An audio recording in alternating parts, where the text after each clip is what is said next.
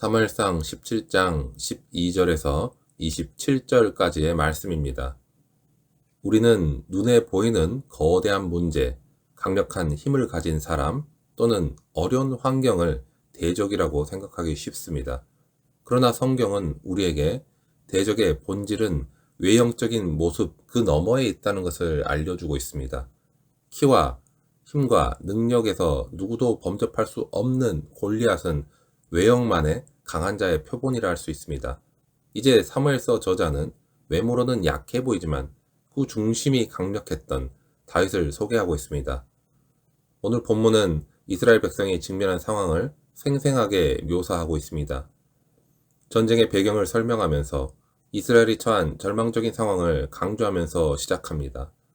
다윗이 전쟁터에 등장하기 전의 상황을 배경 설명처럼 말씀하는데 우리는 흔히 17장 전체를 골리앗과 다윗의 극적인 대결 중심으로 읽게 되지만 우리가 주목해야 할 것은 전쟁의 상황 그 자체를 보고자 합니다. 오늘 본문은 다윗을 소년이라고 반복해서 강조합니다. 14절을 보면 다윗은 막내 아들이었고 그의 형들 셋은 이미 사울과 함께 전쟁터에 나가 있었습니다. 이것은 다윗이 전쟁과는 거리가 먼 전쟁에 적합하지 않은 소년이었다는 것을 분명히 보여주고 있습니다. 16절은 블레셋 사람이 40일 동안 조속으로 나와 라고 기록하면서 골리앗의 등장이 일시적으로 나타난 이벤트가 아니라 무려 40일 동안 지속된 일상적으로 나타난 위협이었다는 것을 알 수 있습니다. 매일 아침, 저녁으로 골리앗은 이스라엘 진영 앞에 나타나서 조롱을 했고 하나님의 백성들을 그렇게 공포에 떨게 했습니다. 40일이라는 시간은 이스라엘 백성들에게 있어서 공포와 무력감이 일상화된 시간이었을 것입니다. 그들은 눈에 보이는 골리앗의 거대한 외형에 압도당하면서 그 어떤 시도도 할 수 없는 무기력한 상태에 빠져 있었을 것입니다. 이런 상황 속에서 다윗은 형들에게 음식과 안부를 전하라는 아버지의 심부름으로 전쟁터로 가게 됩니다. 소년 다윗에게는 이 전쟁터의 분위기가 굉장히 낯설고 두려웠을 것입니다. 그러나 더 놀라운 것은 전쟁터의 분위기 자체보다도 이스라엘 군대의 무기력한 모습이었습니다. 20절과 21절을 보면 다윗이 진영에 도착했을 때 이스라엘 군대는 전장에 나아가 싸우려고 이미 정렬해 있는 상태였습니다. 그러나 24절을 보면 이스라엘 모든 사람이 그 사람을 보고 심히 두려워하여 그 앞에서 도망하며 라고 기록되어 있습니다. 싸우려고 정렬은 했지만 골리앗의 모습만 보고 도망치기에 급급한 이스라엘 군대의 모습은 겉으로는 전투태세를 갖춘 듯 보이기는 하지만 속으로는 이미 공포에 질려서 무너져 내린 상태라는 것을 보여주고 있습니다. 심지어 왕이었던 사울조차도 골리앗 앞에서 어찌할 바를 모르고 두려워하고 있었습니다. 그는 용사에게 큰 상을 내리고 심지어 자신의 딸까지 주겠다고 약속을 했지만 사울의 이런 행동은 문제를 해결하기 위한 적극적인 행동이라기보다는 절망적인 상황 속에서 아무렇게나 던지는 마지막 몸부림처럼 느껴질 정도입니다. 눈에 보이는 거대한 적 앞에서 왕조차도 해결책을 찾지 못하고 속수무책으로 무너져 내리는 상황, 이것이 바로 다윗이 마주한 현실이었습니다. 사울을 포함한 많은 사람들은 이 전쟁의 상황을 보고 절망했습니다. 하지만 다윗은 다른 사람들과는 전혀 다른 반응을 보입니다. 형들에게 안부를 묻고 군중들의 이야기를 듣던 다윗은 골리앗의 조롱을 듣고 분노합니다.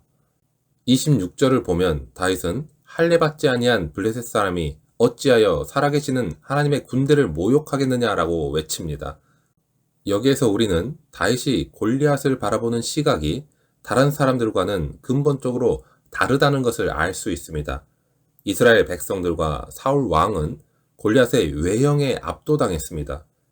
그들은 골리앗의 거대한 키와 그가 가지고 있던 강력한 무기와 그리고 40일 동안의 지속적인 위협 앞에서 속수무책으로 무너져 내렸습니다.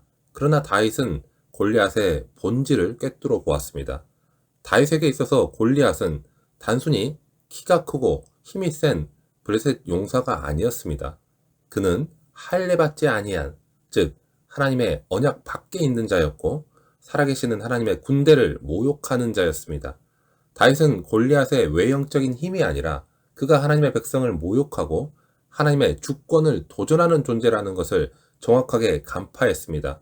그렇기 때문에 다윗은 두려워하지 않고 분노했으며 내가 가서 저 블레셋 사람과 싸우리라 라고 담대하게 외칠 수 있었던 것입니다. 사랑하는 여러분, 다윗은 어떻게 그 거대한 골리앗의 본질을 꿰뚫어 볼 수 있었을까요? 소년 다윗에게는 골리앗의 외형적인 힘을 능가하는 특별한 능력이 있었던 것일까요?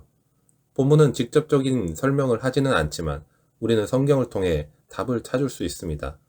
고린도전서 2장 14절은 육에 속한 사람은 하나님의 성령의 일들을 받지 아니하나니 이는 그것들이 그에게는 어리석게 보이며 또 그는 그것들을 알 수도 없나니 그러한 일은 영적으로 분별되기 때문이라 라고 말씀합니다.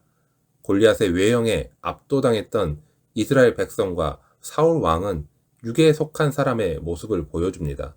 그들은 눈에 보이는 현실, 세상적인 힘에 갇혀 영적인 진실을 보지 못했습니다. 그러나 다윗은 달랐습니다. 그는 영적으로 분별할 수 있는 사람이었습니다. 우리는 다윗이 이미 사무엘에게 기름 부음을 받아서 하나님의 영, 성령이 그에게 임했다는 것을 성경을 통해 알 수 있습니다.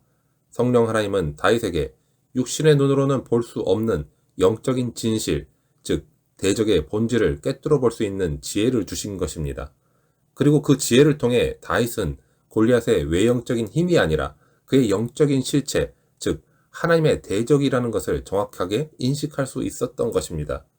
오늘날 우리도 마찬가지입니다. 우리가 삶 속에서 마주하는 수많은 골리앗들은 다양한 모습으로 우리를 위협합니다. 물질적인 어려움과 인간관계의 갈등과 또는 질병과 미래에 대한 불안 등과 같은 눈에 보이는 문제들은 우리를 압도하고 우리를 두렵게 만들 수 있습니다. 그러나 우리가 기억해야 할 것은 우리의 진정한 대적은 눈에 보이는 외형적인 문제가 아니라 그 배후에 있는 영적인 세력에 있다는 것입니다. 에베소서 6장 12절은 우리의 씨름은 혈과 육을 상대하는 것이 아니요 통치자들과 권세들과 이 어둠의 세상 주관자들과 하늘에 있는 악의 영들을 상대함이라 라고 분명하게 말씀합니다. 우리가 눈에 보이는 문제에만 갇혀 있으면 우리는 골리앗 앞에서 두려워 떨었던 이스라엘 백성과 같이 무기력하게 무너질 수밖에 없습니다. 그러나 성령 하나님을 의지하여 영적인 눈을 뜨게 되면 우리의 문제의 본질, 대적의 실체를 꿰뚫어 볼 수 있게 됩니다. 그리고 그때 우리는 다윗과 같이 담대하게 내가 가서 저 대적과 싸우겠다라고 외칠 수 있는 힘을 얻게 되는 것입니다. 우리의 힘과 능력으로는 도저히 이길 수 없을 것 같은 거대한 대적이라 할지라도 성령 하나님과 함께라면 우리는 능히 이길 수 있습니다. 왜냐하면 우리의 싸움은 외형적인 싸움이 아니라 영적인 싸움이기 때문입니다. 그리고 영적인 싸움의 승리는 이미 예수 그리스도의 십자가를 통해 우리에게 주어졌습니다. 사랑하는 여러분, 오늘 우리는 사무엘상 17장 말씀을 통해서 너의 대적의 본질이 무엇이냐라는 중요한 질문을 던져볼 수 있습니다. 겉모습에 현혹되지 않고 대적의 본질을 꿰뚫어보는 지혜는 성령 하나님으로부터 옵니다. 우리가 성령 하나님을 의지하여 영적인 눈을 뜨고 복음의 능력으로 무장할 때 우리는 세상의 어떤 대적 앞에서도 담대하게 승리할 수 있습니다. 오늘 이 말씀을 기억하며 날마다 성령 하나님을 더욱 의지하고 영적인 싸움에서 승리하는 삶을 살아가시기를 주님의 이름으로 축원합니다.